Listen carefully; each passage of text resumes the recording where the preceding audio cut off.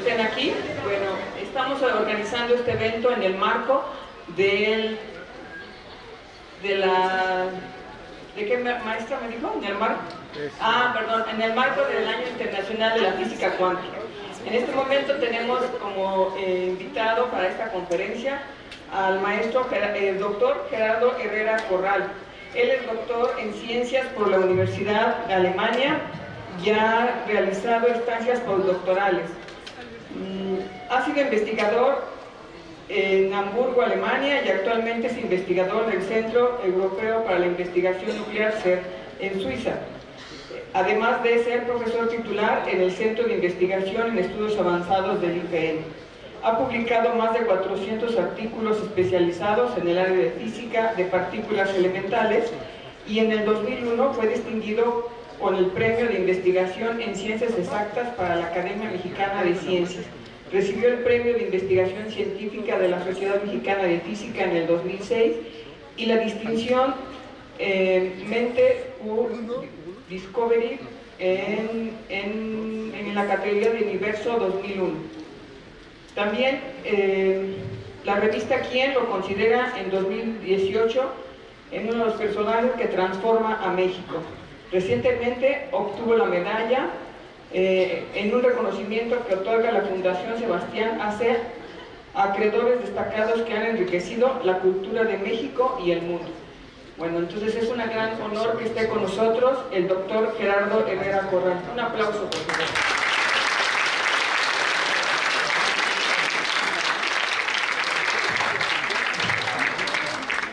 Bueno, muchas gracias por la invitación, muchas gracias por la presentación. Efectivamente estamos celebrando este año el Año Internacional de la Ciencia y las Tecnologías Cuánticas, y eso en razón de que fue en 1925, es decir, hace 100 años, que Bernard Heisenberg publicó el primer recuento teórico de la mecánica cuántica. Construyó una teoría alrededor de la mecánica cuántica. Eso fue en junio, así que celebramos todo este año. Se inauguró el 4 de febrero en las oficinas de la UNESCO en París, y estaremos celebrando todo este año. La ONU así lo decidió, con la intención de fomentar el conocimiento público de la ciencia y las tecnologías cuánticas. Como saben, pues cada vez ha tenido y tendrá mucho impacto en nuestra sociedad. Y en ese marco, y considerando que es el 14 de febrero y que mucha gente considera que el 14 de febrero es 14.4 porque es el 14 del cuarto mes, alguna gente considera que es un día para celebrar la mecánica cuántica porque 14.4 es la constante de Planck, que en realidad no lo es, ¿verdad? En realidad es 14.35 por 10 a la menos 15. Pero buscando pretextos para celebrar, es 14.4, es el 14 de abril.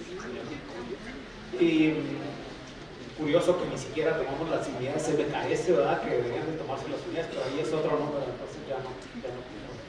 En fin, en todo caso, para celebrarlo, les voy a dar una charla que espero que les resulte útil, interesante, que les haga interesarse en algunos de los temas. Y se titula Orígenes. Orígenes porque es una palabra singular que de alguna manera nos inspira, nos recuerda ciertos orígenes como inquietud nuestra del conocimiento, de alguna manera, que son quizá los principales, ¿no? El origen de la conciencia, el origen de la vida, el origen del universo.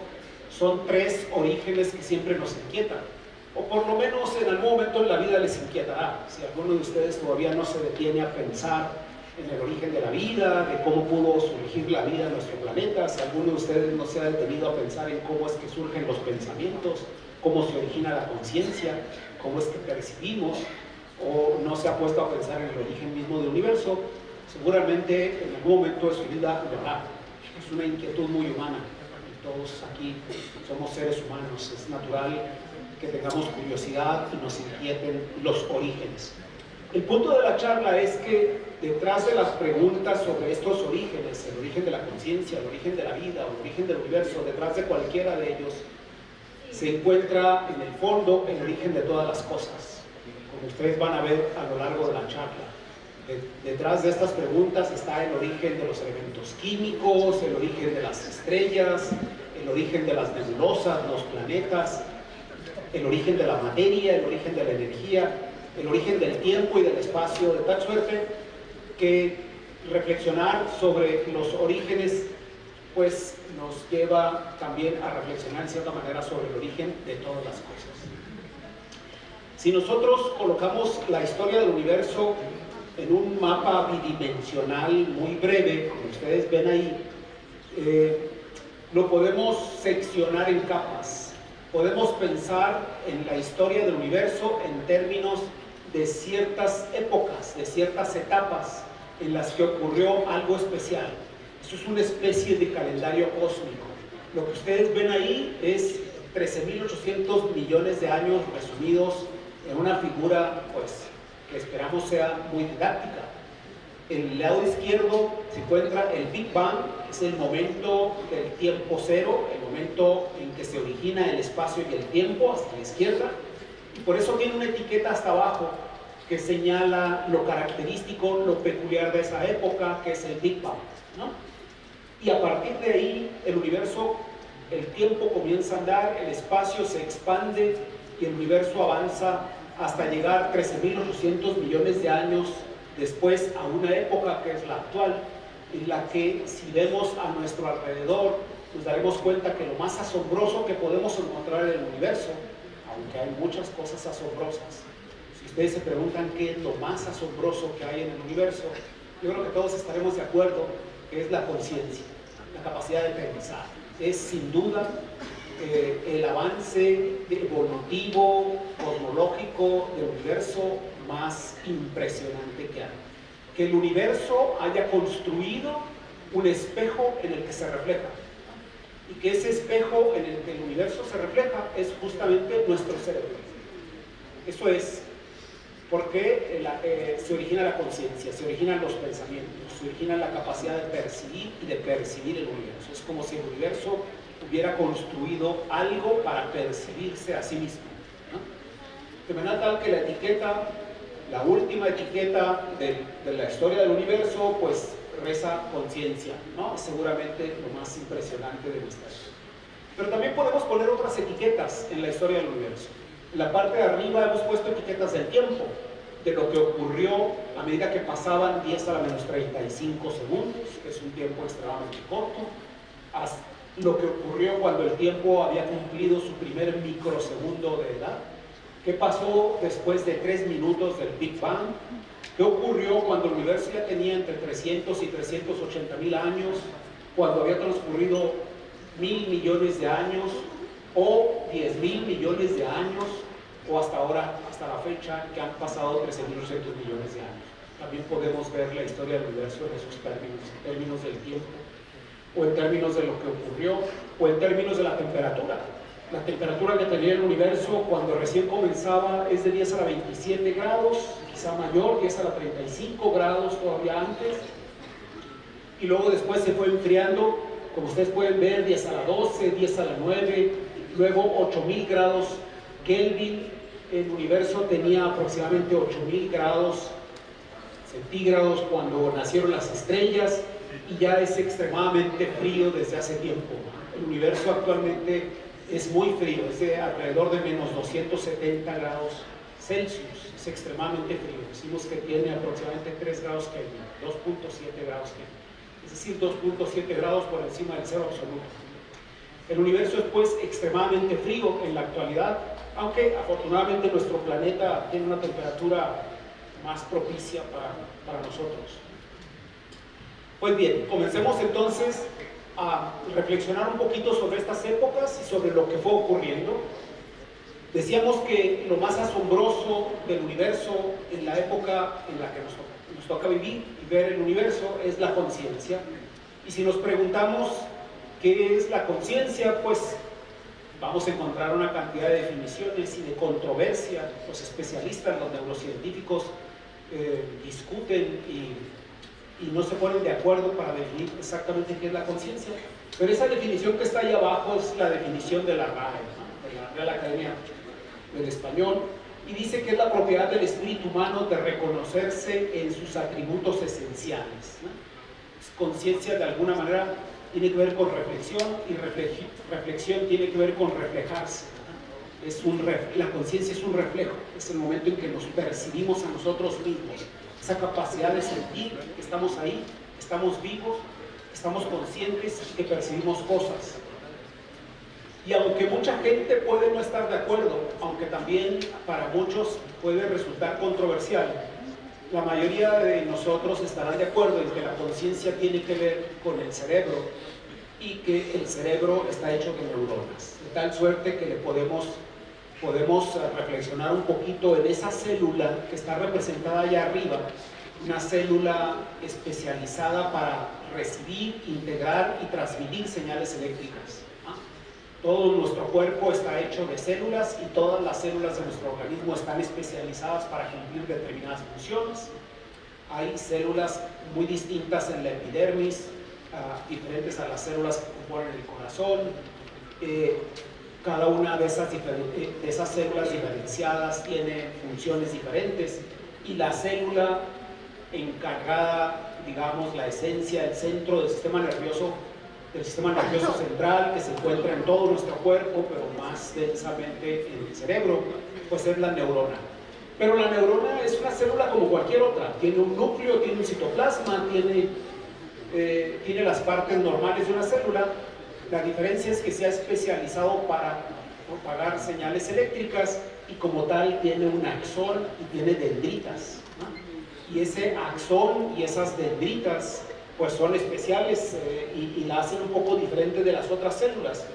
Por ejemplo, las neuronas no son capaces de llevar a cabo las funciones que otras células sí pueden, que la hagan autónoma. Se piensa que hay otras células adicionales en el cerebro, los oligodendrocitos y los astrocitos, que asisten a las neuronas, que le proporcionan lo que necesitan. Son neuronas de servicio, son células de servicio para las neuronas, porque las neuronas no pueden ejecutar su ciclo de Krebs como ustedes probablemente ya aprendieron en biología. Las neuronas entonces probablemente son las responsables detrás de los pensamientos. Hay alguna gente que considera que no, hay alguna gente que piensa que la conciencia no radica en el cerebro, ¿verdad? Y eso siempre nos recuerda que también cuando todavía no entendíamos el origen de la vida, cuando todavía no entendíamos los mecanismos que subyacen al fenómeno de la vida, había también mucha gente y un movimiento que se llamaba los vitalistas. Los vitalistas pensaban que la vida no estaba en el cuerpo mismo, no estaba en el material biológico, consideraban que la vida era algo que flotaba y que el cuerpo de alguna manera lo recibía como un soplo.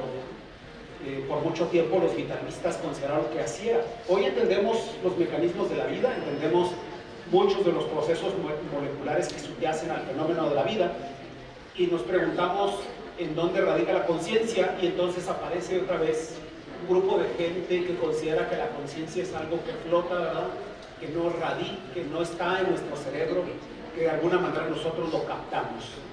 Pero yo creo que esta es una minoría. En términos generales, la actitud científica es que la conciencia tiene que ver con el sistema nervioso central y nos hemos propuesto entenderla y hay mucha investigación alrededor de este fenómeno. En el en el cerebro existen alrededor de 100.000 millones de neuronas, siempre aparecen nuevos conteos, siempre hay artículos en los que se dice que las neuronas, que haya alrededor de 80.000 millones de neuronas, no 100.000 millones como se pensaba, pero eso no importa, es un número muy grande, es un número comparable con el número de estrellas que hay en nuestra galaxia, ¿no? para que se den ustedes una idea. Y hay todo tipo de neuronas, hay neuronas sensoras que llevan las señales de receptores al sistema nervioso, es decir, neuronas como las que están en las terminales de los ojos o en nuestros oídos o en la misma piel, que reciben las señales del mundo externo y las llevan hasta el sistema nervioso para que sean procesadas, pues la mayor de ellas en el cerebro. Hay neuronas motoras que llevan las señales del sistema nervioso a los músculos, que sea en la dirección contraria, para producir una reacción, o llevan las señales a las glándulas para provocar que se generen compuestos químicos, hormonas, etc. Hay interneuronas que solamente tienen como función el recibir una señal eléctrica y transmitirla a la siguiente neurona, de manera tal que el sistema nervioso central es pues complejo. Hay muchísimos tipos de neuronas con todas las formas, pero esa es la neurona típica, ¿verdad? Es la neurona icónica. En las neuronas el axón parece tener canales. Hay en la membrana de los axones canales por los que se intercambian iones de sodio y iones de potasio, y son esos iones de sodio y de potasio intercambiándose ahí en la pared. No tengo apuntador, pero espero que sí, que sigan lo que estoy diciendo. En esas paredes de abajo, ustedes abajo pueden ver, hay unos canales en los que puede entrar el sodio y el potasio, y al entrar y salir de la célula se generan potenciales eléctricos. Ustedes pueden ver ahí en acción esa movilidad de los iones, y pueden ver cómo los iones de sodio y de potasio van generando un pulso eléctrico del orden de menos 70 milivolts, algunas ocasiones de 30 milivolts. Es decir, son pulsos considerablemente grandes, son pulsos de voltaje que podemos medir con instrumentos normales de laboratorio, y podemos entonces establecer los diferentes estados de las neuronas, como polarizada, depolarización, hiperpolarización, los potenciales de acción. La gente trabaja en eso, los neurocientíficos trabajan caracterizando esas neuronas, estimulan de alguna manera el sistema nervioso central y ven el pulso, cómo reacciona, y se ven los pulsos de las diferentes neuronas, etc. La idea de que los pensamientos se producen en el cerebro está muy fuertemente apoyada por modelos y por los estudios que nos han ido mostrando cómo está constituido el cerebro. Hay ahora una hipótesis que se conoce como la hipótesis del cerebro triuno, que establece que muy probablemente lo primero que se formó fue un ganglio nervioso que poseen todos los organismos superiores, los vertebrados, los mamíferos, que es el cerebro reptiliano. El cerebro reptiliano es una formación en nuestro cerebro, que es, como ustedes pueden ver ahí en la figura, la primera capa del cerebro triuno, y que en la que radica el instinto, la agresión, la dominancia. Es en general las funciones más primarias de los animales superiores en la naturaleza. Y luego, años después, algunos millones de años después, se formó el sistema límbico. El sistema límbico es una capa que cubre al cerebro reptiliano, y en la que se han podido detectar funciones de motivación, emoción, comportamiento parental, reproductivo, es decir, funciones ya un poco más especializadas, un poco más sofisticadas, pero los especialistas consideran que es realmente en la neocorteza, en la última capa del cerebro, en donde se genera el lenguaje, la capacidad de abstracción, la capacidad de planificación y la percepción misma. Tal suerte que es el neocórtex la capa más interesante para estudiar el fenómeno de la conciencia. Cuando uno ve cómo es el neocórtex, si a ustedes les da curiosidad saber cómo es el cerebro, cómo se desarrollan los pensamientos, se van a dar cuenta que el neocórtex es una capa extremadamente delgada, es una capa de alrededor de 4 milímetros de espesor, es extremadamente delgada, pero que se corruga formando diferentes subidas y bajadas. Por eso vemos al cerebro así, como con esa textura, ¿verdad?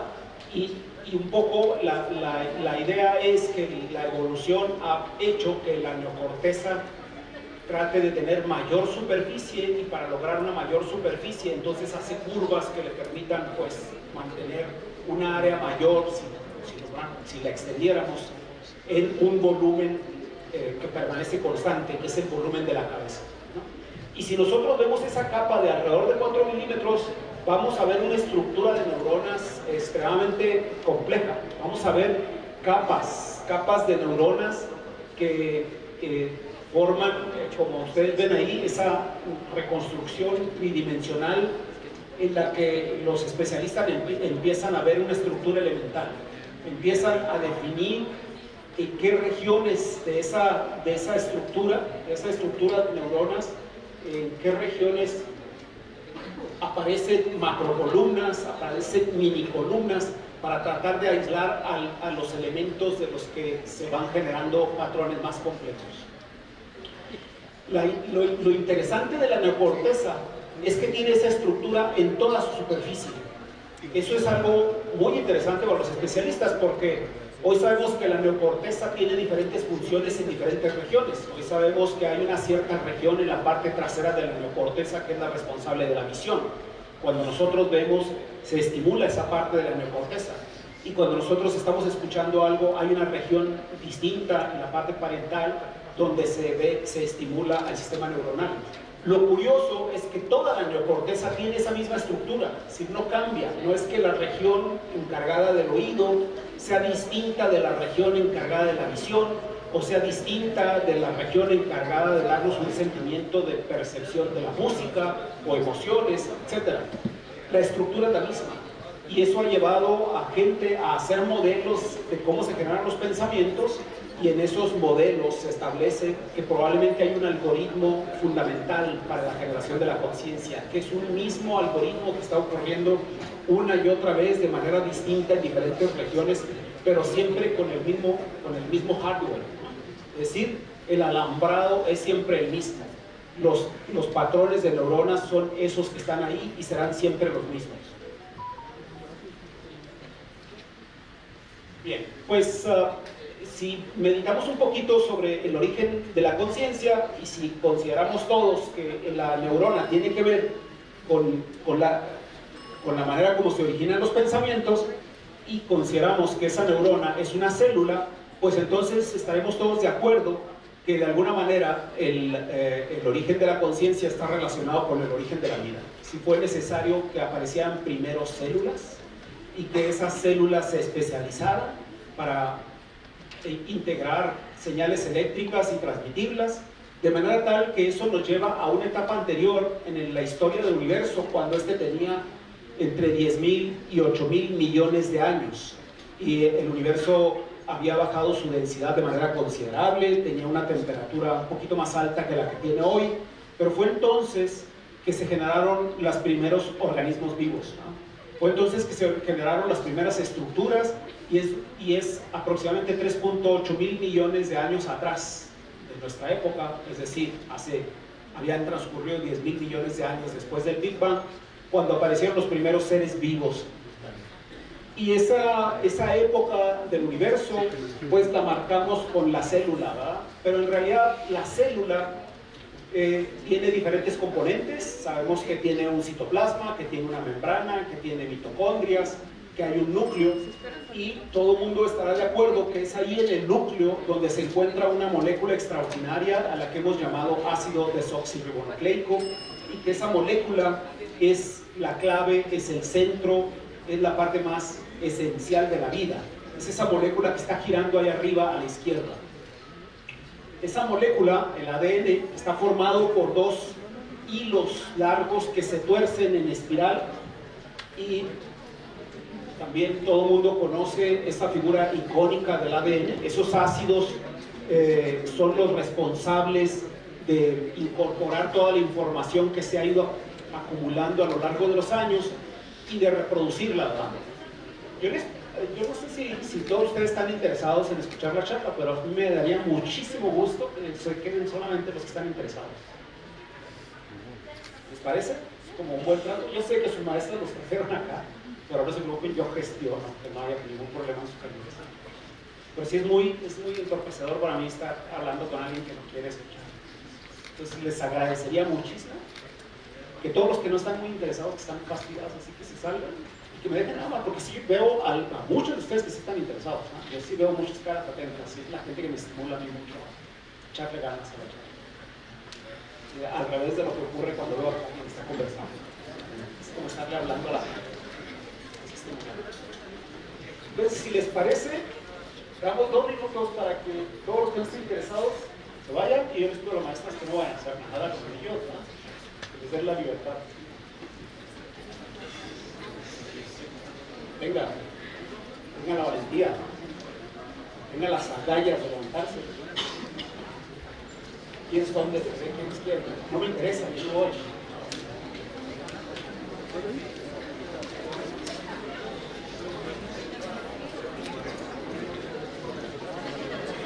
¿Seguimos?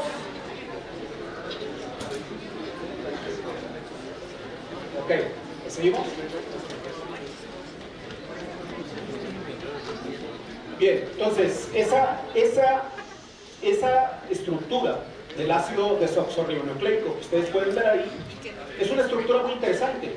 Está formada por dos hilos que se tuercen en espiral, y esos dos hilos están unidos como una escalera por esas letras que ustedes ven ahí: adenina, guanina, citosina, timina, que son otras moléculas, son bases, y llamamos nucleótidos.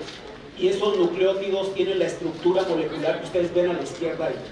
Lo interesante del ADN es que estos dos hilos que se tuercen en espiral, están formados por una sucesión de azúcar pentosa y de fosfatos, que son moléculas que están formadas también por hidrógeno, oxígeno, nitrógeno y carbono. En particular, la azúcar pentosa que está ahí tiene una característica que es fundamental para la vida, que es una estructura robusta. Está formada por enlaces covalentes. El carbono forma parte importantísima de esa estructura del pentágono que ustedes ven ahí. En 4 de los vértices de los pentágonos hay carbonos. De tal manera que el carbono resulta ser un elemento químico importantísimo para la vida. Tanto que la gente ha considerado toda una química, la química orgánica, que es distinta de la química inorgánica por la presencia del carbono. El carbono tiene características muy especiales. El carbono es un elemento, es el único capaz de formar compuestos con prácticamente todos los elementos químicos de la tabla.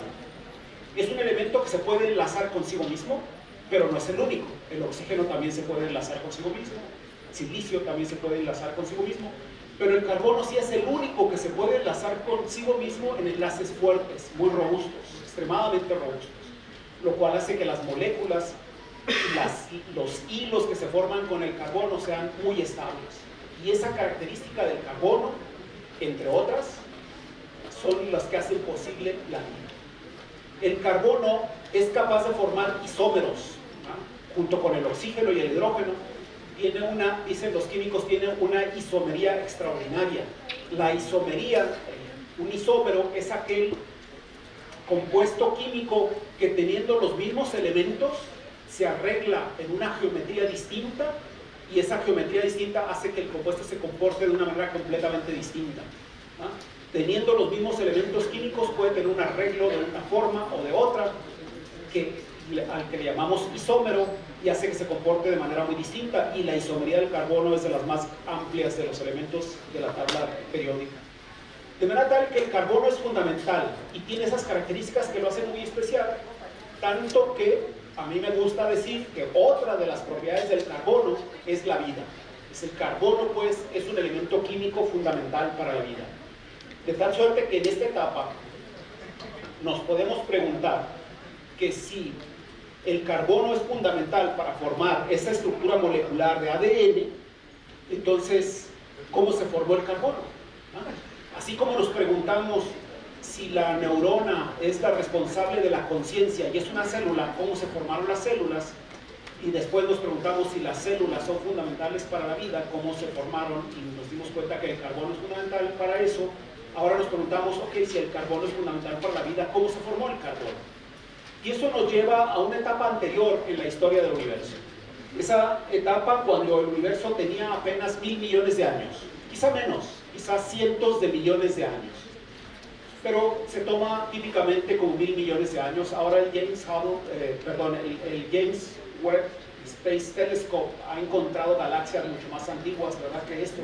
Por eso uno dice ahora que son cientos de millones de años. El Hubble también encontró galaxias mucho más antiguas que 1000 millones de años. De tal manera que por ahí en ese periodo se formaron las estrellas. Y es en las estrellas, en el centro de las estrellas, en donde se cocinan los elementos pesados. El carbono entonces se debió haber originado una vez que aparecieron las estrellas, porque en el centro de las estrellas se cocinan el berilio, el carbono, el magnesio, todos los elementos pesados hasta el hierro. Entonces vamos a esa etapa en la que, si nosotros vemos a una estrella que está a punto de morir, eso es lo que está en la pantalla, una estrella que está a punto de morir, pero es una estrella que es 25 veces mayor que nuestro Sol. Nuestro Sol no cocina elementos pesados. El Sol es una estrella extremadamente pequeña en donde se está quemando el hidrógeno y el helio para producir luz y energía, pero no tiene el tamaño suficiente para producir elementos pesados. Si el Sol fuera 25 veces mayor, en una estrella 25 veces más grande que nuestra estrella, ahí sí se tienen las densidades, las temperaturas necesarias para que se formen elementos pesados. Y cuando la estrella termina su combustible, cuando ya está al final de su vida, la estrella tiene esa estructura. Tiene un núcleo de fierro, con el centro alrededor de 4.000 millones de grados Celsius, y luego una capa de silicio, y alrededor de la capa de silicio hay una capa de oxígeno, luego una capa de carbono, una de helio, una de hidrógeno. Se ha formado una especie de cebolla. Y poco tiempo después de que la estrella se ha formado con una estructura de capas, esa estrella explotará. Porque toda esa materia colapsa y la presión es tal que termina por producir una explosión, y la explosión de la estrella esparce todos los elementos químicos en el universo. Esos elementos químicos pesados entonces acabarán formando planetas y acabarán entonces en diferentes lugares del universo, una vez esparcidos por la explosión de la estrella. Es así como se forma el carbono. Se dice, pero ¿cómo exactamente es que se cocina adentro de las estrellas el carbono? Ahí hay una manera caricaturesca de mostrar cómo se forman los elementos pesados.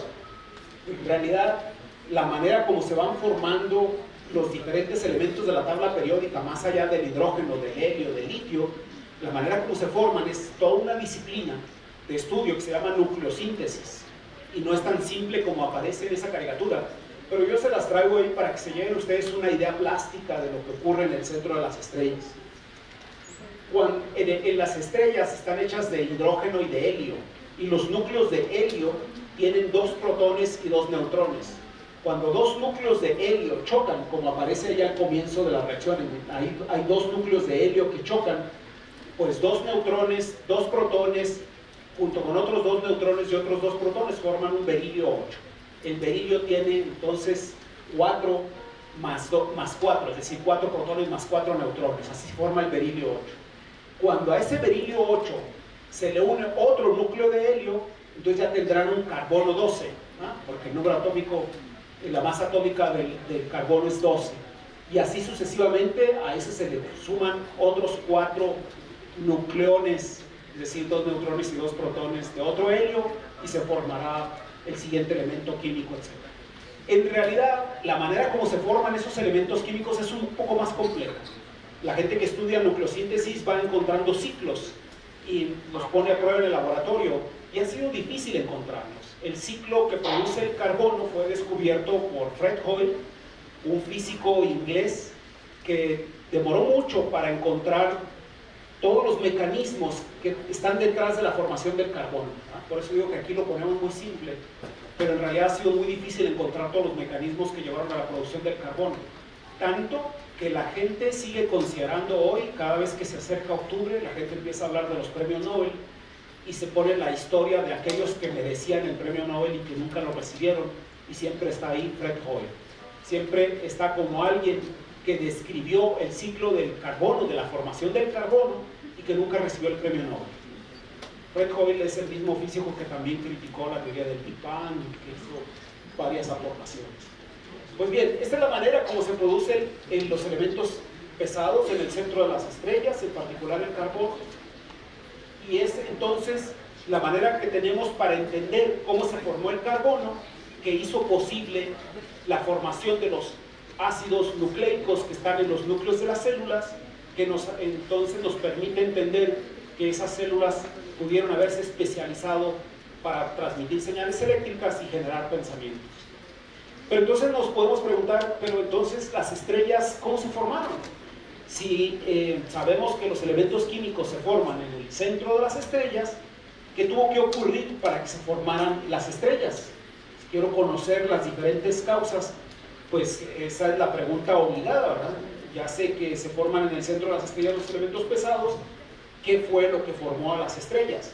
Y esto me lleva a la etapa anterior, Cuando el universo tenía 380.000 años, en algo que ya está muy cerca del Big Bang, 300.000 años en 13.800 millones de años no es nada, es algo a lo que llamamos universo temprano. En ese universo temprano, cuando el universo tenía esa edad, ocurrió algo muy especial que está denotado en esa figura.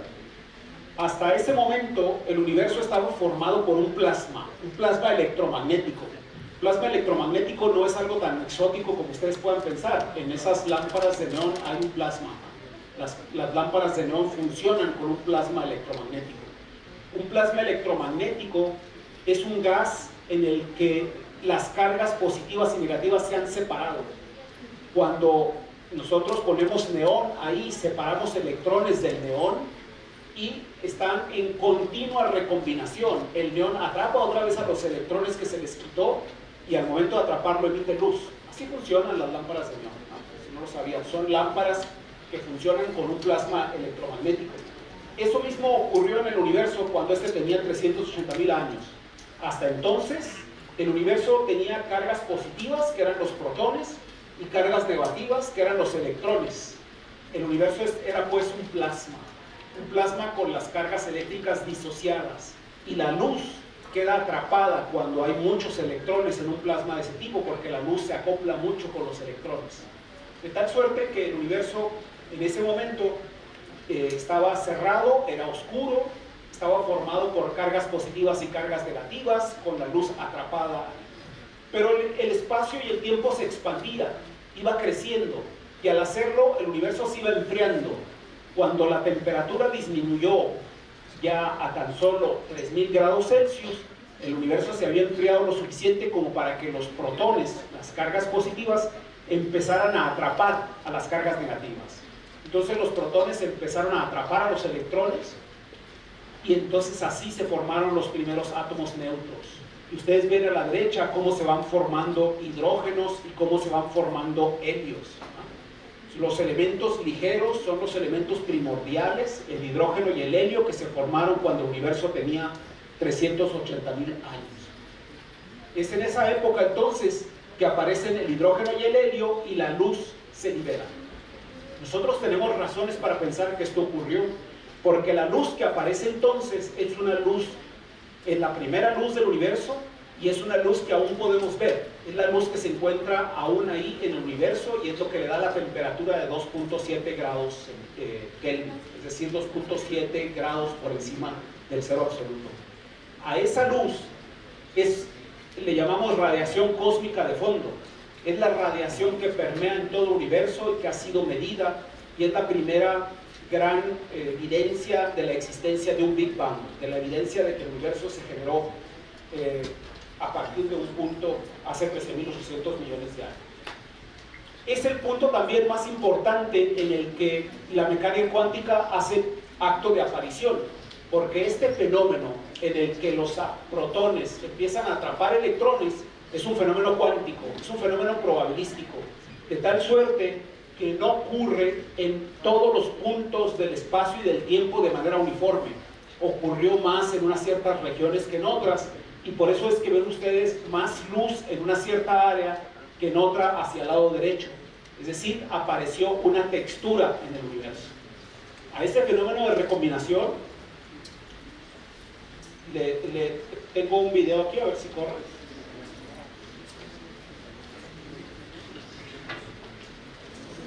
Ese es el proceso en el que los protones empiezan a atrapar a los electrones.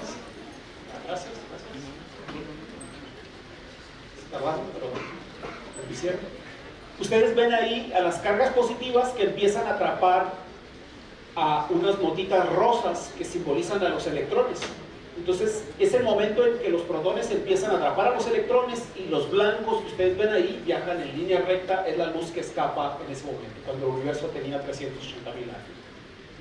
Nosotros tenemos una fotografía de este universo, tenemos una fotografía del universo temprano, y es esa, la más reciente, fue tomada el 21 de marzo de 2013.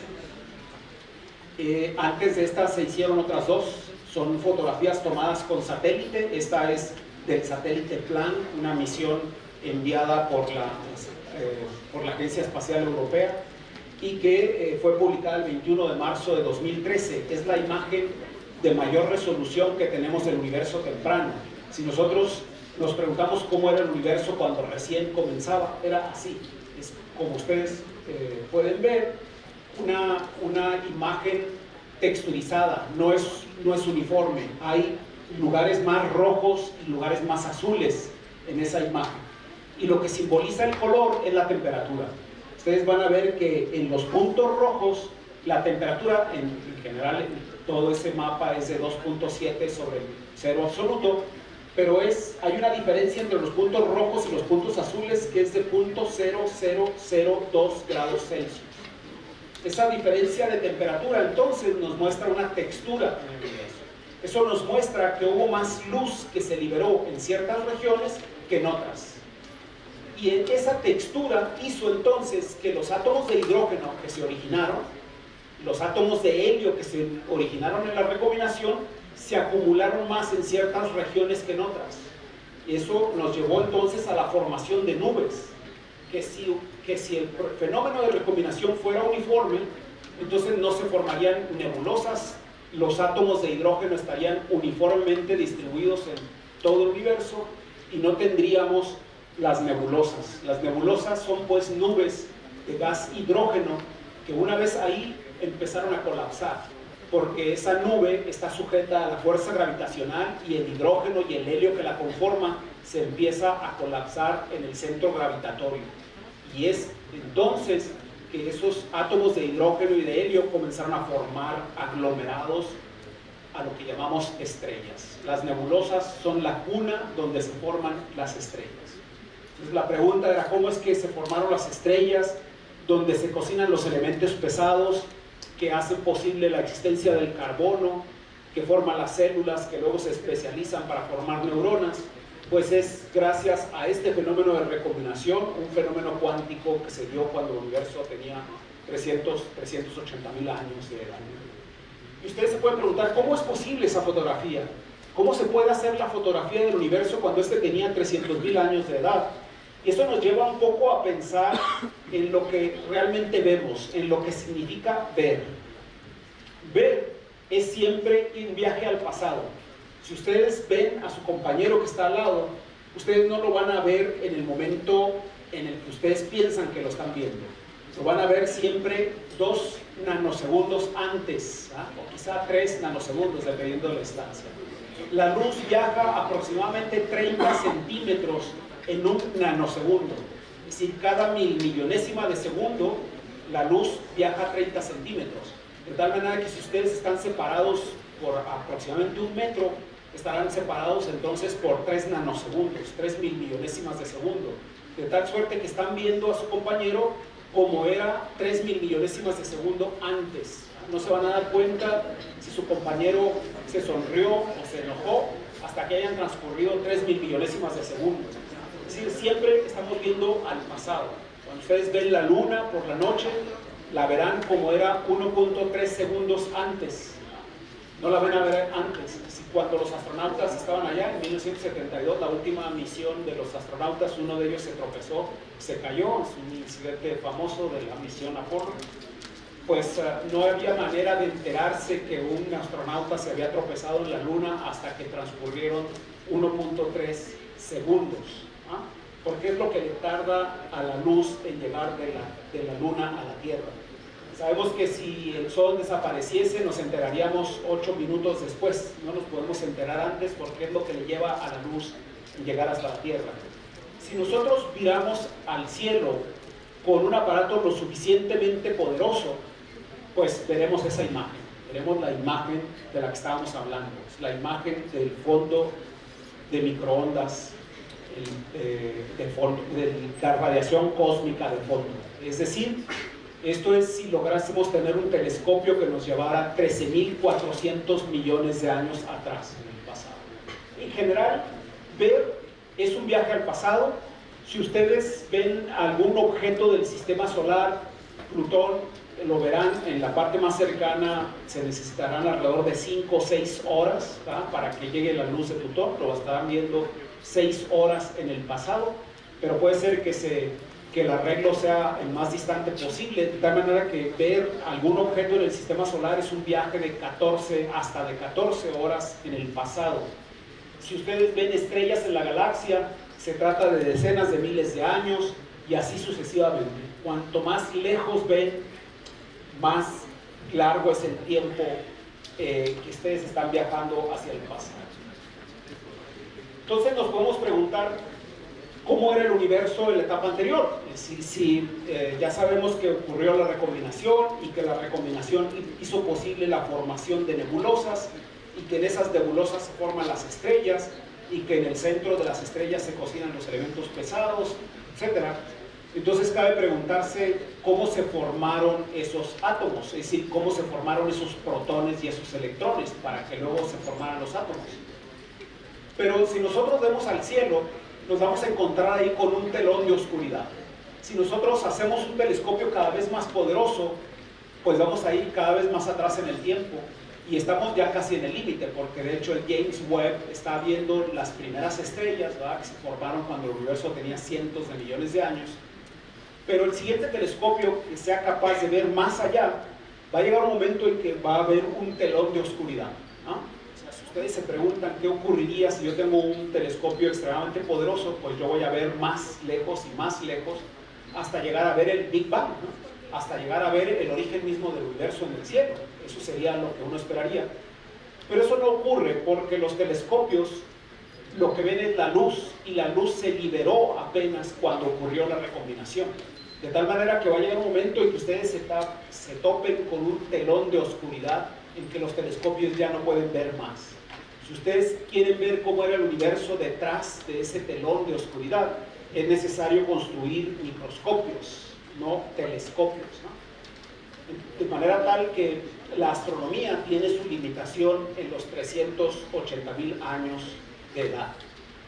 Si queremos ver lo que pasa antes de ese tiempo, es necesario construir microscopios y tenemos actualmente en el Centro Europeo de Investigaciones Nucleares el microscopio más poderoso que se ha logrado construir, que es el Gran Colisionador de Hadrones. El Centro Europeo de Investigaciones Nucleares es un laboratorio gigantesco que se encuentra en Ginebra, en Suiza, y ahí se ha construido el acelerador de protones más grande del mundo. Se encuentra por debajo del nivel del suelo, entre 100 y 175 metros por debajo del nivel del suelo. Y ustedes pueden ver allí el anillo, esa es una caricatura, por supuesto, pero está el laboratorio, lo pueden ver aproximadamente a 6 kilómetros de Ginebra, de la ciudad de Ginebra. Allá atrás se ven los Alpes, el Mont Blanc, que es la montaña más alta de los Alpes y la montaña más alta de Europa. Y ahí se encuentra ese acelerador. Lo que un acelerador de partículas hace es una fotografía del túnel que se encuentra por debajo del nivel del suelo, en un túnel de aproximadamente 4 metros de diámetro. Lo que un acelerador hace es llevar a los protones a la más alta energía jamás lograda. El Gran Colisionador de Hadrones lleva a los protones a 7 teraelectronvolts y los hace chocar contra protones que llevan la misma energía en el sentido contrario. De tal suerte que el choque de los protones ocurre a 14 teraelectronvolts. Los electronvolts son una unidad de energía que no es el sistema métrico decimal, no es MKS, ¿no? Pero es una unidad de energía que resulta muy útil para los físicos. Es la energía que adquiere un electrón cuando es acelerado entre dos placas que se encuentran a 1 volt de diferencia.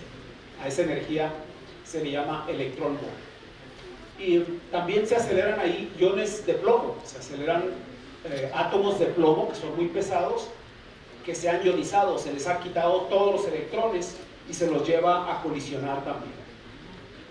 Con esas colisiones es posible recrear las condiciones que tenía el universo temprano y es posible entonces entender qué es lo que ocurría detrás del telón de oscuridad que aparece cuando el universo tiene 380.000 años. De manera tal que en el Gran Colisionador de Hadrones hacemos eso. Yo trabajo ahí. Yo he trabajado en el Gran Colisionador de Hadrones por 30 años y nos dedicamos a estudiar la colisión de los protones contra protones de más alta energía y a estudiar la colisión de iones de plomo a muy alta energía. Lo que hacemos es esto: hay paquetes de protones que están llegando por la izquierda y paquetes de protones que llegan por la derecha para que en el punto de interacción choquen y se produzca radiación que debemos medir con un detector que está rodeando el punto de interacción. Como ustedes ven ahí, toda esa estructura blanca simboliza al detector que es necesario construir para medir todas las partículas que se producen en la colisión. Eso es el tipo de experimentos que nos lleva entonces a entender la etapa anterior en la historia del universo. Una etapa anterior a la recombinación, cuando el universo tenía 3 minutos. Cuando habían pasado los primeros minutos después del Big Bang, se formaron los primeros protones y neutrones.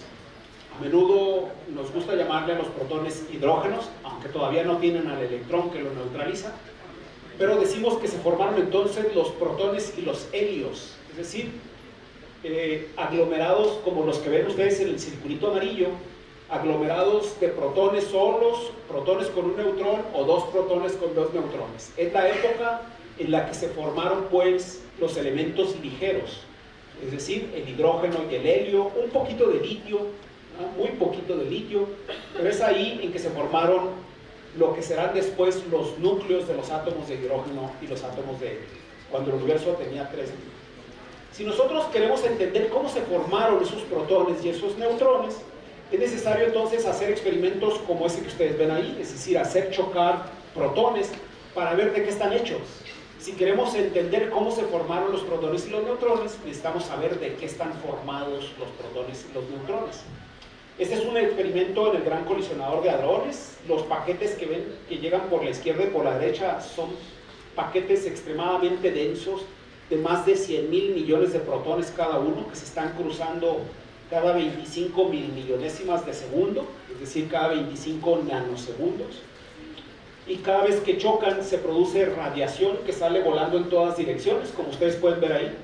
Esas capas de color simbolizan a los detectores. Hay detectores que miden la trayectoria de las partículas, hay algunos detectores que miden la energía, es decir, ahí ustedes ven, por ejemplo, en la parte roja, que la partícula ahí muere, ¿verdad? Se deposita toda su energía. Hay una parte verde que también mide la energía de otro tipo de partículas, etc. Hay diferentes dispositivos, pues, que van midiendo las diferentes características de la radiación que se produce en la colisión. Con estos detectores nos hemos dado cuenta que los protones están hechos de partículas más elementales. Nos hemos dado cuenta que los protones están hechos de quarks y que los electrones son partículas elementales. De tal manera que ahora podemos entender la etapa anterior, la etapa antes de que el universo tuviera 3 minutos, para ver cómo es que se formaron esos componentes elementales que forman a los protones y a los neutrones. Eso nos lleva entonces al universo cuando este tenía 10 microsegundos de edad, conformaba en un líquido perfecto al que llamamos plasma de quarks y de gluones. Es decir, hemos entendido que el universo está hecho de ladrillos fundamentales. Hoy sabemos que existen 12 de estas partículas elementales, que ustedes pueden ver ahí. Hay 6 quarks, los que están arriba, y 6 leptones. Todas esas 12 partículas que están a la izquierda son las partículas elementales que sabemos forman todo lo que nos rodea. Luego hay otras 5 partículas verdes que ustedes pueden ver ahí, que son las mediadoras de las interacciones, son las encargadas de que las partículas de materia que están a la izquierda interaccionen y formen aglomerados de materia, como los protones, los neutrones, etc. Y finalmente está el Higgs, la partícula amarilla, que fue descubierta ahí en el Centro Europeo de Investigaciones Nucleares en 2012, y era la única partícula que estaba faltando para completar el modelo. Esa es la tabla periódica de los elementos, la actual tabla periódica de los elementos. No es la tabla periódica de los elementos químicos, pero es la tabla periódica de los elementos. Es la tabla de la que está hecho todo lo que nos rodea. Estos son los ladrillos fundamentales del universo. En realidad, todo lo que nos rodea está hecho de la primera familia, de los quarks más ligeros, que son el quark U y el quark D. Junto con los electrones, pues forman los átomos, ¿verdad? Ustedes tienen ahí un átomo de helio que tiene a 2 neutrones y a 2 protones. Un protón está hecho de 2 quarks U y un quark D, y un neutrón está hecho de 2 quarks D y un quark U, de manera tal que a partir de ahí se forman los protones y los neutrones, que forman a los núcleos atómicos que se neutralizaron durante la recombinación de manera irregular, de tal suerte que se formaron nubes de hidrógeno y de helio, donde se forman las estrellas que cocinan los elementos pesados, que hacen posible la formación del carbono, que acabó por formar ácidos nucleicos para conformar la vida, con células que se especializan para formar a las neuronas. Nosotros estudiamos ese plasma de quarks y de gluones, y para hacerlo hacemos chocar iones de plomo. Los iones de plomo a muy alta energía, como se observa ahí en esa animación, van volando como si fueran tortillas, porque son iones ultrarrelativistas. Cuando un objeto viaja a una velocidad cercana a la de la luz, las longitudes en la dirección de vuelo se contraen, entonces los átomos se ven achatados en esa dirección. Lo voy a poner otra vez. Ahí vemos una simulación computacional de la colisión de dos iones de plomo a 5.5 teraelectronvolts en el centro de masa. Y cuando los iones de plomo chocan, se forma una gran cantidad de partículas. Al principio de la colisión ustedes ven partículas de colores. Los colores simbolizan la presencia de los quarks, pero luego se van poniendo blancos. Los quarks se van agrupando en protones, en hadrones, que son blancos en la figura. Para ver qué es lo que ocurre, para ver todas las partículas que se producen en esa interacción de iones de plomo, se ha construido un detector, y ese detector es ALICE. Ustedes ven el tamaño de una persona allá abajo a la izquierda. Es un aparato gigantesco de 15 metros de altura y 36 metros de largo, que está formado de diferentes dispositivos. Cada uno de esos dispositivos tiene diferentes funciones. En México hemos diseñado y construido 3 de los dispositivos que forman al experimento ALICE. Están el detector B0, el detector Acorde, que fueron diseñados y construidos en México, y en 2015 un tercer detector que es AD, que ustedes pueden ver muy alejado del punto de interacción. El experimento ALICE hace un viaje opuesto al viaje que hizo la naturaleza hace 13.800 millones de años. Hace 13.800 millones de años la naturaleza partió del momento cero, del Big Bang, y fue formando las diferentes etapas de su historia. Se formó primero un plasma de quarks y de gluones cuando este tenía entre 1 y 10 microsegundos. Después se formaron los núcleos atómicos cuando tenía 3 minutos. Después se neutralizaron para formar los átomos, y así sucesivamente. El experimento ALICE corre en la dirección contraria. Estamos tratando de recrear cómo era el universo cuando este tenía 10 microsegundos, es decir, recreamos el plasma de quarks y de gluones. Y eso es lo que hacemos. Ustedes si tomamos fotografía de lo que ocurre cuando los iones de plomo colisionan, vamos a verlos ahí en la izquierda cuando los iones se aproximan, cuando se empiezan a tocar, y luego en el momento de la colisión, para después ver cómo toda la radiación sale en todas las direcciones. Y en la parte de abajo, ustedes pueden ver que en el momento justo en que los iones de plomo chocan, hay una región ahí en la de la derecha, en la figura C. En esa región, en ese volumen, se logran las temperaturas más altas que se han podido lograr en el laboratorio de manera controlada. En ALICE hemos reportado 5.5 billones de grados Celsius. Es la temperatura más alta que se ha logrado de manera controlada en el laboratorio. Y son las temperaturas que debieron existir cuando el universo tenía 1 microsegundo de edad.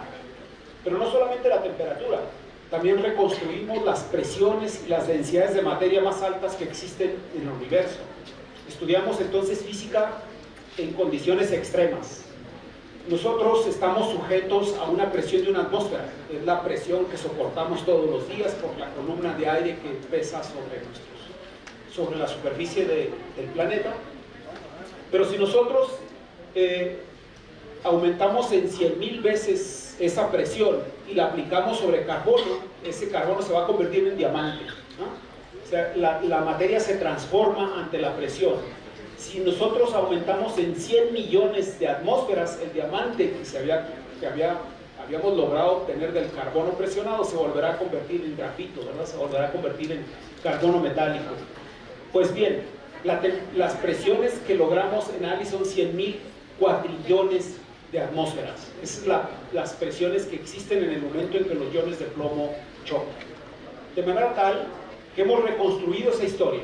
Hemos reconstruido el viaje desde hoy, en que vivimos con una temperatura de menos 270 grados Celsius, pasando por la temperatura que tenía el universo cuando se formaron las estrellas, que era de menos 255, pasando por la formación de los núcleos ligeros cuando el universo tenía 1000 grados Celsius, 3000 grados Celsius, hasta llegar al plasma de quarks y gluones que alcanza temperaturas de 5.5 billones. Hemos encontrado en el experimento ALICE que ese plasma de quarks y de gluones se comporta como un líquido, es un líquido perfecto y es una sopa caliente que es la que originó todo, es el plasma primordial del que venimos todos y de lo que se originan todas las cosas. Ese plasma extraordinario que recreamos por unos instantes en la colisión de iones de plomo alcanza unas densidades tan extremas que 1 centímetro cúbico pesaría 40.000 millones de toneladas. Esa animación no creo que funcione, ¿no? Pero es más o menos como se ve el plasma que logramos recrear en el experimento. Eso nos lleva entonces a la etapa anterior. Como pueden ver, ya se va a acabar la charla, nos pido un poquito de paciencia. Eso nos lleva a la etapa anterior, cuando el universo sufrió un proceso de inflación cósmica. Si los protones y los neutrones se originaron de un plasma de quarks y de gluones que existió cuando el universo tenía entre 1 y 10 microsegundos de edad, entonces la pregunta obligada es: ¿cómo se formaron esos quarks? ¿Por qué aparecieron los quarks y los gluones? ¿Qué es lo que ocurrió en la etapa anterior para que aparecieran quarks y gluones? Entonces eso nos lleva a la etapa anterior, cuando el universo tenía 10 a la menos 35 segundos. Cuando el universo tenía 10 a la menos 35 segundos, sufrió un fenómeno extraordinario al que llamamos inflación cósmica. La inflación cósmica ocurrió debido a la presencia de un campo al que los cosmólogos llamaron inflatón y que tenía una energía negativa capaz de succionar al espacio-tiempo.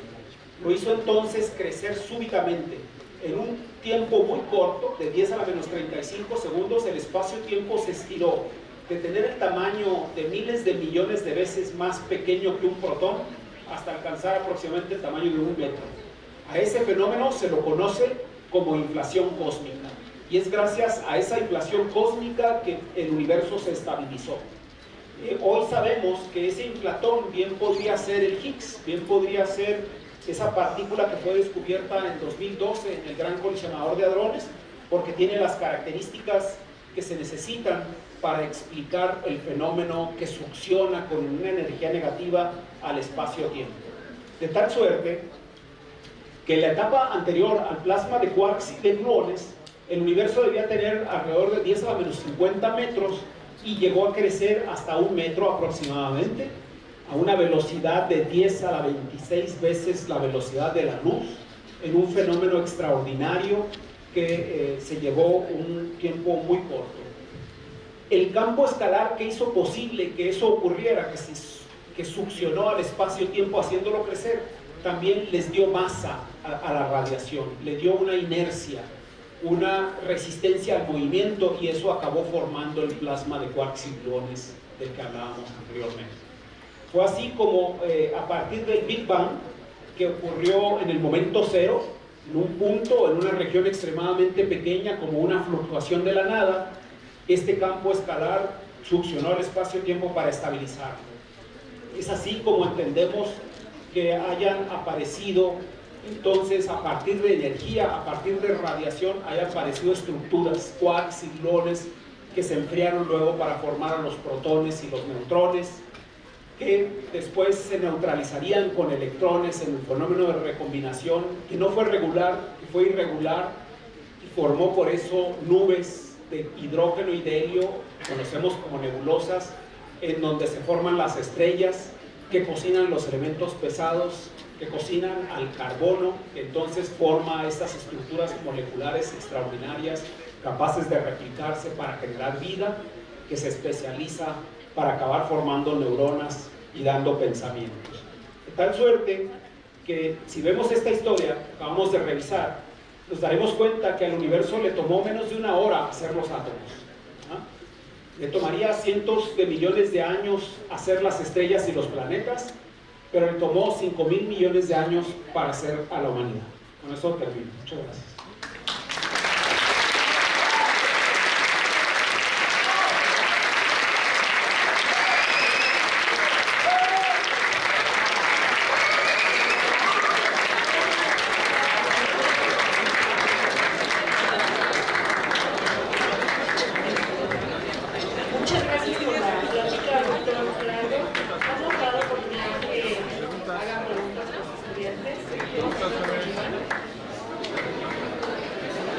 Yo tengo una pregunta viendo la formación de todo el universo, me pregunto en qué parte quedó la energía oscura y la materia oscura en la formación del universo. Sí, cuando recién comenzaba el universo, en esa etapa que mencionamos del plasma de quarks y gluones, cuando uno hace las cuentas del inventario del universo, empieza uno a ver inconsistencias, empieza uno a ver incongruencias. Y esa incongruencia pues se ha acentuado en la evolución del universo. Hoy sabemos que las galaxias muy alejadas de nosotros y nebulosas se mueven y parecen hacerlo de una manera irregular, que no obedece a la ley de la gravitación. O sea, las galaxias parecen girar con su parte externa más deprisa de lo que debían. De tal manera que eso nos hace pensar que hay probablemente materia que está influyendo en el movimiento de la parte más externa de la galaxia, y a esa materia la llamamos materia oscura. Y no checa con el inventario de lo que se debió haber originado en el Big Bang. Entonces, por ahí queda. Pero por supuesto que no es posible comentar todo en una charla así. Hay muchísimas preguntas de la física y una de ellas es la naturaleza de la materia oscura, por supuesto, que en algún momento se originó y actualmente causa efectos gravitacionales, pero que no la vemos. ¿Alguien más? ¿Acá?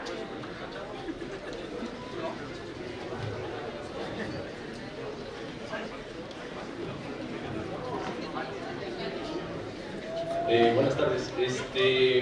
Usted basó toda la plática en el punto cero, ¿no?, del Big Bang. Mi pregunta es, si ese punto cero, en vez de ser el inicio, fuera el final, ¿por qué? Porque usted dijo que toda la energía, todos los átomos y todo se basó en esa explosión, ¿no? Si el Big Bang no fue más que el fin de otro universo, o bueno, sí, ¿no? O sea, el final, y esa explosión dio partícipe a toda la expansión de todas estas energías y todo eso, o sea, ¿cómo podemos decir que fue ese punto cero? O sea, ¿qué tal si es el final y si nuestro universo no va más que a ese punto?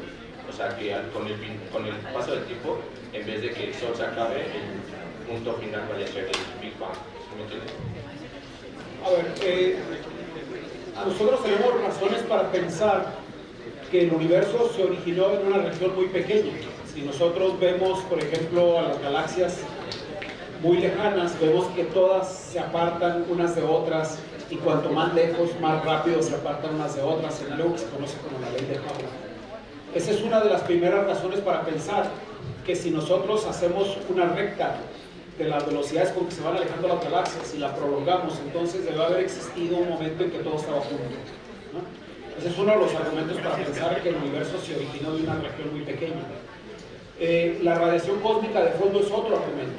El que la temperatura del universo sea igual si tú ves hacia allá y tú ves hacia acá muy lejos, miles de millones de años, o sea, miles de millones de kilómetros, millones y millones de kilómetros, pues significa que para que se encuentre la misma temperatura debió haber estado junto en algún momento, para que la temperatura sea uniforme, porque no había dado tiempo de que se uniformizara la temperatura a esas grandes distancias.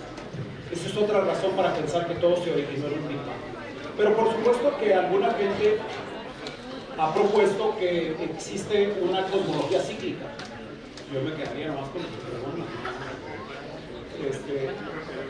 una cosmología cíclica que propone que probablemente lo que nosotros vemos como el Big Bang haya sido la contracción de un universo anterior. Sí, existe esa propuesta, existen como esta también otras muchas. y que de alguna manera parten de un uniforme, de un universo constante en el tiempo, que nunca dejó de existir, pero que se contrae, se vuelve a expandir y se contrae. Es algo que se llama cosmología cíclica y que ha propuesto Roger Penrose, el premio Nobel de Física de hace 2 o 3 años. Sí, hay ese tipo de...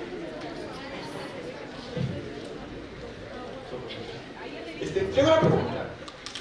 Digamos, también con los argumentos de mi compañero, si un universo tiene un ciclo de vida ya predefinido, tipo, empieza el Big Bang, ¿no? Pero el universo, como nace, muere, y cuando muere, implosiona. ¿Cómo podemos definir de que cuando este universo nace, y muere, y nace, cómo realmente inició? ¿Qué es lo que hizo que se juntara esta bola de materia para que luego muriera, pero nunca deja de separarse? ¿Cómo surgió como este vínculo? ¿Cómo surgió esta categoría de materias en los ojos de la física? No, bueno, eso que acabas de decir es una especulación, ¿no? Nadie dijo que el universo haya nacido y que vaya a morir y que se vaya a contraer. Eso es todo especulativo. Lo que nosotros sabemos es que los cuerpos muy alejados de nosotros se alejan unos de otros, obedeciendo una ley, que es la ley de Hubble. Hoy tenemos una medición de la radiación cósmica de fondo, que nos parece indicar que todo el universo debió haberse encontrado en una región muy pequeña antes. Y todo eso nos hace pensar en un modelo en el que el universo se originó de una región muy pequeña que podemos determinar, podemos medir gracias a esas mediciones que acabo de mencionar. Eso es lo que sabemos. Todo lo demás es especulación. Pensar que el universo se originó, pues esos son modelos especulativos, la cosmología cíclica que se originó de la contracción de otro y que este universo se contraerá y volverá a expandirse, todo eso es especulativo. Eso no es física. Eso es lo que se le ocurre a alguna gente como modelos para tratar de explicar cosas, pero no hay ninguna evidencia de que algo así esté ocurriendo.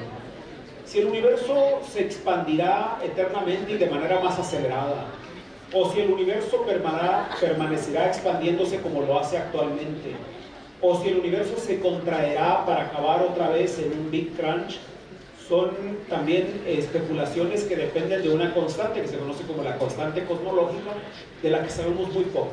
No entendemos ni cómo surge la constante cosmológica, ni sabemos exactamente qué valor tiene, de tal manera que todo esto es especulativo. Una parte que yo creo que es muy importante de estas charlas, ¿verdad?, por las que deberían de interesarse todos, es precisamente empezar a distinguir lo que es ciencia de lo que no es, lo que uno escucha, de lo que hay muchísima información en redes sociales de todos lados, pero que no tiene fundamento científico, que empiecen ustedes a distinguir, ¿verdad?, porque eso les permitirá vivir en una sociedad que de otra manera no van a entender. Ese es el caso de la cosmología, donde hay muchísimas especulaciones. Sí, por aquí le tomo. Buenas tardes, yo tengo una duda. ¿Hay alguna fórmula para saber cada cuándo se expande el universo? O sea, una fórmula exacta para saber cada qué cierto tiempo se expande el universo. Si nosotros tenemos algo que se llama el modelo cosmológico estándar. Con estas ideas que hemos comentado acá, los cosmólogos han hecho un modelo, es el modelo cosmológico estándar, donde está todo el conocimiento que hemos reunido alrededor del universo, y con este modelo cosmológico podemos ver si las cosas que medimos concuerdan o no. Y este modelo cosmológico pues más o menos describe la presencia de materia oscura, describe la presencia de energía oscura, describe la velocidad con que se expande y más o menos nos da algo de información que nos permite entender que el universo podría estarse acelerando, es decir, expandiendo aceleradamente desde hace 5.000 millones de años. Entonces sí tenemos un modelo del universo. No digo, en toda esta parte de la creación del universo, bueno, ¿en qué sentido está la antimateria? Bueno, ¿en qué parte de toda la creación ocupa la antimateria o se hace la antimateria o cómo? Sí.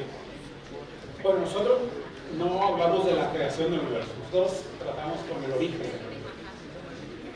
Y pensamos que la materia y la antimateria se originó con el Big Bang, se originó después como estructuras después de la inflación cósmica, y deberían de haberse formado iguales cantidades de materia que de antimateria. La pregunta que nos planteamos es qué pasó con la antimateria. ¿Por qué todo lo que nos rodea, por qué todo lo que vemos está hecho de materia y no de antimateria? ¿Qué ocurrió con la antimateria si se crearon, como tú lo dirías, si se originaron o se crearon en las mismas cantidades? Si hubo las mismas cantidades al principio, ¿por qué la antimateria desapareció? Y en ese sentido hay dos grandes aproximaciones para contestar la pregunta.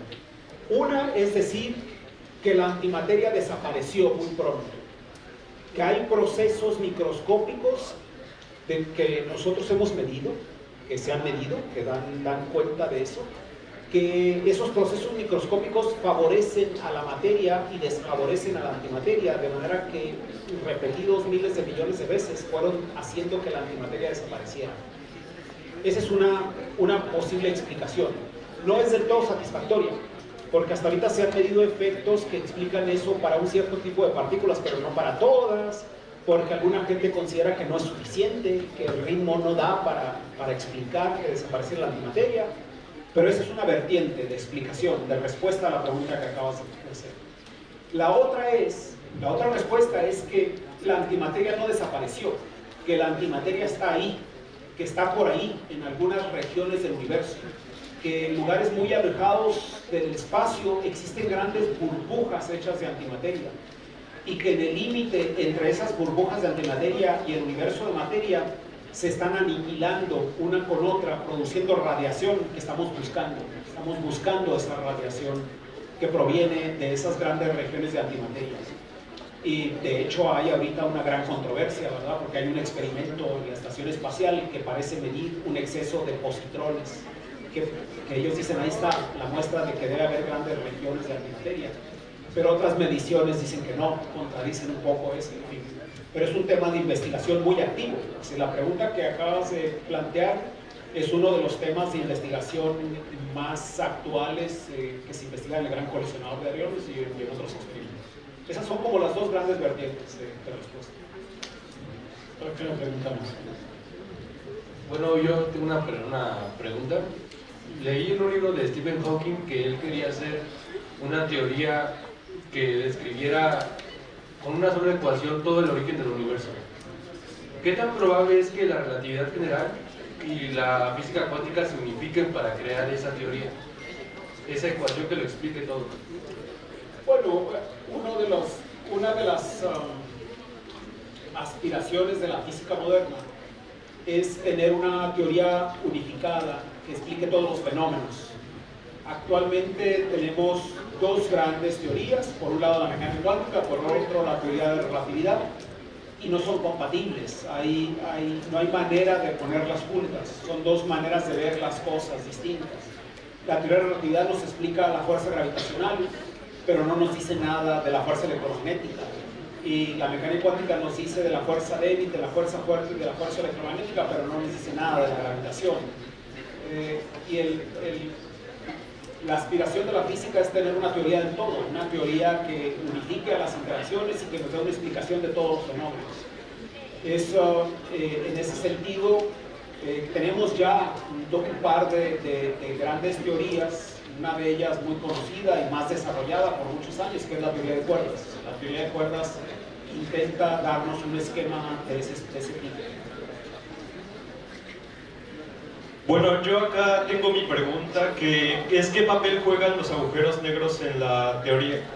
Bueno, en la teoría de la creación del universo. Bueno, otra vez, no es una teoría de la creación, es una teoría del origen.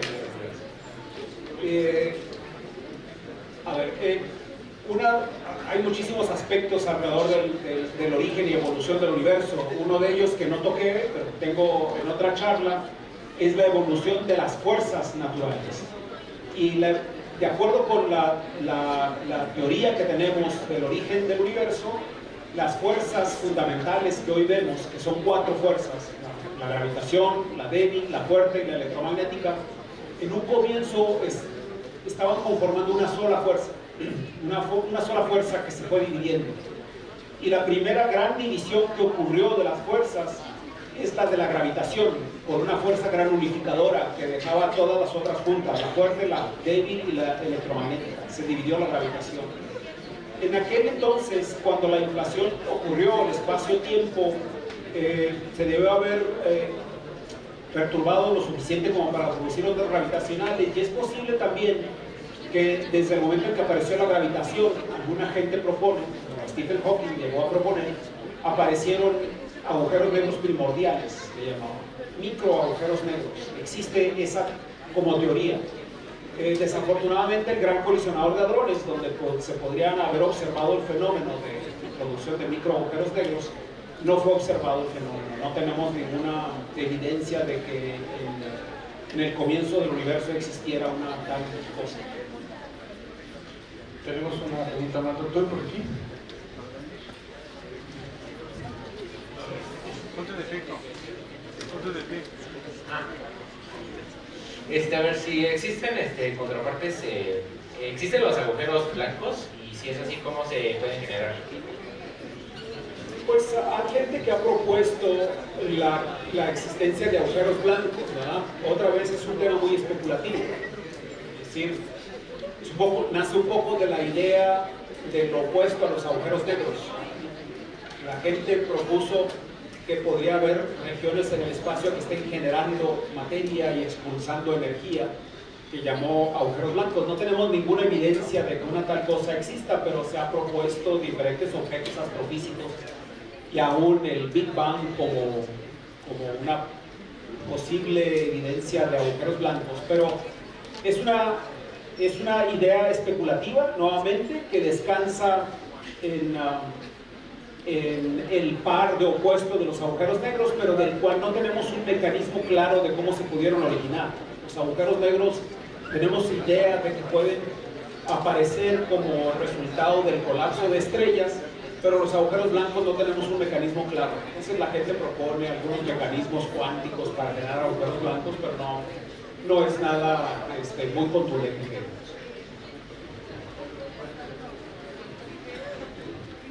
Una última pregunta.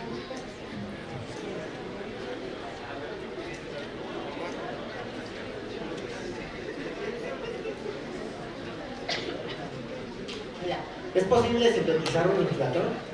¿Un inflatón? Sintetizar un inflatón. No sé qué significa. Es inflatón en la partícula que crea el universo. Sí, sintetizar. O sea, hacer un artificial, como crear un universo. A ver, los cosmólogos que propusieron el inflatón consideran que debió haber sido un campo con ciertas características que existió al comienzo del universo, pero no hay ninguna evidencia de que el inflatón esté por ahí. Cuando vimos el Higgs por primera vez en el Gran Colisionador de Hadrones, la gente observó que tiene características del inflatón, de lo que se necesitaría para producir la inflación cósmica. Entonces hay congresos de cosmólogos con físicos de partículas para ver si el Higgs podría jugar las veces de un inflatón. En ese sentido, si el Higgs es sintetizar, es decir, producir, pues entonces el Higgs podría ser el candidato.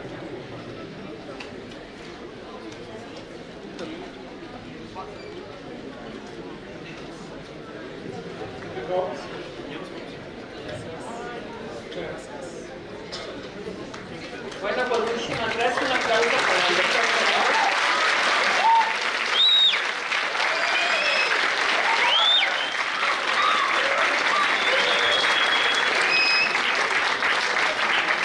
Agradecemos entonces al doctor Gerardo Herrera Corral y le hacemos entrega de un reconocimiento por su valiosa participación como ponente en la conferencia Orígenes, impartida en el marco del Año Mundial Cuántico, 14 de abril del 2025. Muchas gracias.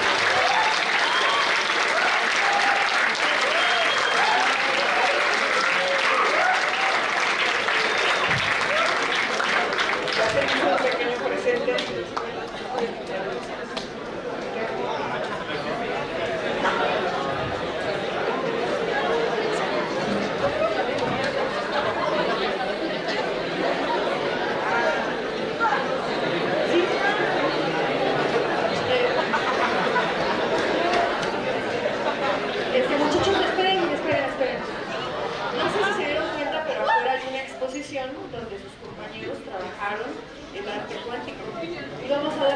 quiénes son ahorita. Tenemos 4 evaluadores, 2 profesoras de la escuela, ahora las voy a presentar. Doctor Gerardo, si nos hace el honor de esperarnos un momento, porque los premios, a ver, tranquila, ya se termina. Nada más queremos que vean el trabajo de sus compañeros, el esfuerzo que le pusieron a la exposición que está allá afuera. Ahora que salgan la pueden ver. Los premios van en el sentido de que el doctor Gerardo, además de ser científico, divulga la ciencia y escribe libros, como lo mencionaban ahorita en su semblanza. Y los premios, bueno, son libros que ojalá que los lugares destaquen rápido su libro y aprovechemos la presencia del doctor Gerardo para que se los autografiemos.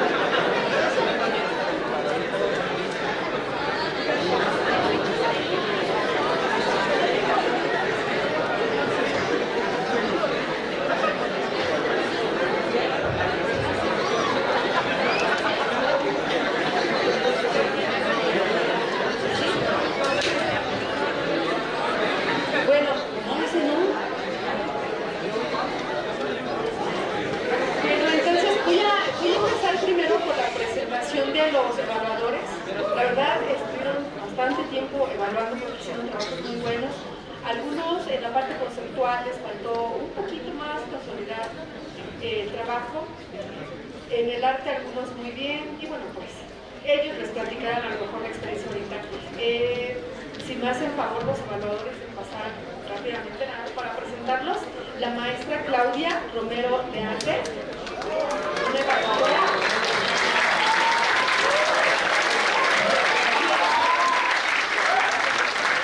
Una evaluadora externa que es la maestra Almayereli Soto Lascano.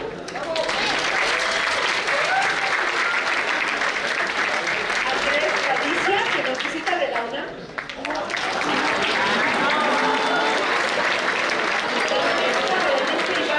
Otra evaluadora.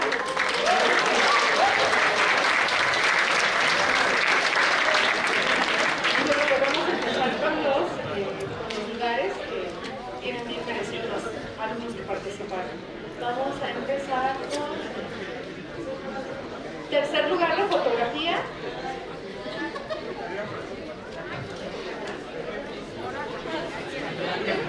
Bueno, el tercer lugar de fotografía es Rueda de Posibilidades Entretejidas de Mora Aguilar Gerati.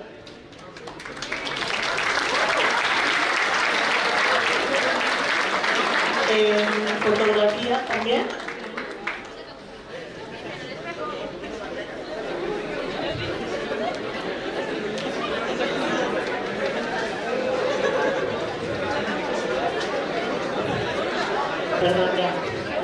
Es del grupo 4IM16. El segundo lugar es Amanecer Cuántico de Martínez Jiménez Sebastián del 6IV18.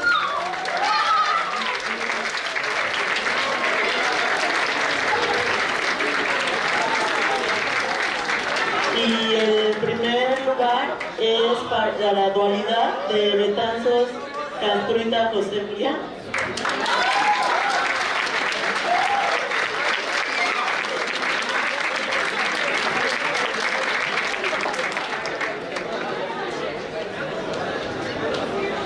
Ok, pasamos a caricatura. El tercer lugar es para Einstein vs. Bohr Batalla Cuántica de Rosa Salazar Victoria.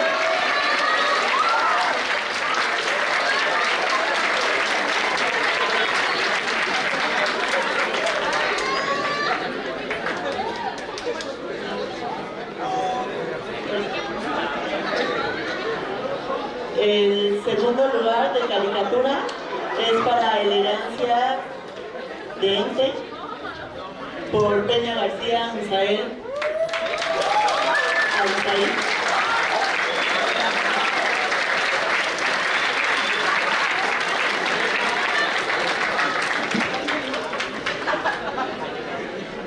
Y el primer lugar es Una mañana en el metro por Chantín Bernal Camilo.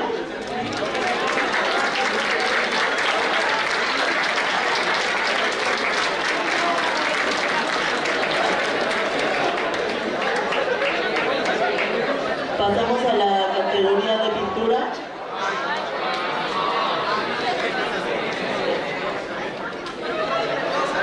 El tercer lugar es para El portal cuántico del observador, por Martínez Carrillo García Guadalupe.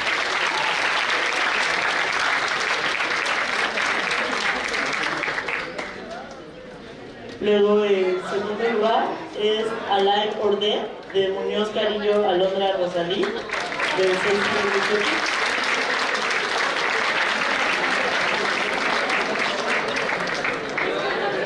Y el primer lugar es para Pintura sobre Multiverso de García Ángeles Eduardo, del 618.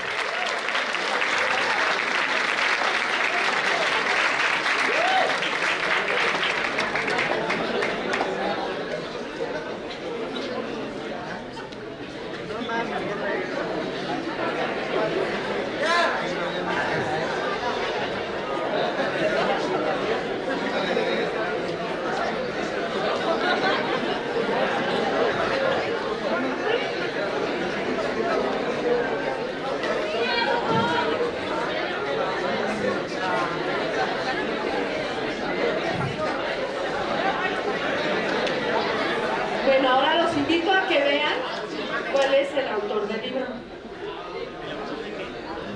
Gerardo Herrera Correa. Pero primero la foto.